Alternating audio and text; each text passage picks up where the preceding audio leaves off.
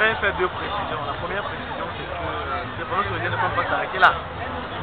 Et ensuite, c'est que des panneaux solidaires, on fera trop d'établissements. Deuxièmement, des panneaux solidaires c'est une association qui fonctionne à fonds propres. On ne reçoit aucun financement de qui que ce soit. Et vous voyez les enfants ici derrière moi, ils ont eux-mêmes coûté 2000 francs chacun pour avoir son t-shirt. Ils ont eux-mêmes payé chacun 1000 francs pour avoir leur badge multi-entrée.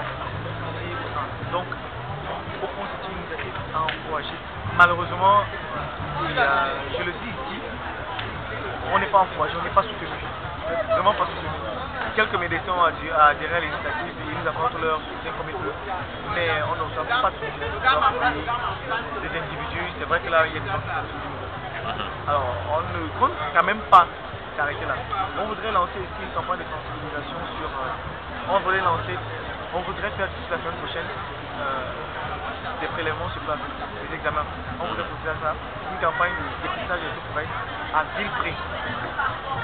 On espère donc que d'ici là, le travail que les jeunes sont en train de faire sur le terrain pourra produire des fonds. Ils font un travail de collecte de fonds en réalité. Ils sensibilisent en collectant des fonds. Ces fonds qui collectent vont nous permettre d'acheter des réactifs pour pouvoir organiser à partir de la semaine prochaine le dépistage des eaux forêts à un prix vraiment accessible à tout le monde parce qu'actuellement ça coûte cher. Après ça donc, nous voulons également faire, nous faisons également ce qu'on appelle un travail d'évaluation. Nous voulons produire des données épidémiologiques parce qu'il faut également en même temps un échantillonnage pour savoir il y a combien de drépanocytaires sur les gens qui ont sensibilisé, il y a combien de personnes qui savent ce que c'est que la drépanocytose, il y a combien de porteurs de traits drépanocytaires, il y a combien qui connaissent leurs traits. C'est ce travail qu'ils font également, un travail de statistique. Alors au terme donc de cette semaine, on pourra produire des données épidémiologiques, des statistiques sur la maladie, sur la connaissance de la maladie au Cameroun d'abord, à Yaoundé précisément. Et ensuite donc, on les fournira au ministère de la Santé et on verra bien comment ce qu'ils en feront. Mais une chose est certaine, c'est que nous, nous ne pouvons pas s'arrêter là.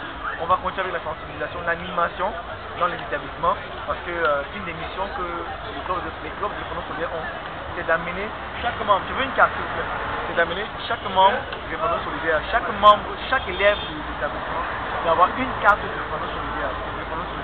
C'est-à-dire une carte qui dit qu'il les informe sur ce que c'est que le groupe sanguin et quelle est la différence qui existe avec les types d'hémoglobine parce que c'est l'élément fondamental en matière de drépanocytose. Il faut connaître d'abord le type d'hémoglobine. Lorsqu'on connaît le type d'hémoglobine, là maintenant on sait éviter de se mettre avec des très. Alors il faut savoir que c'est différent dans cette carte qui permet de savoir le schéma là. Ici d'un côté le groupe sanguin qui dit que c'est différent de l'hémoglobine.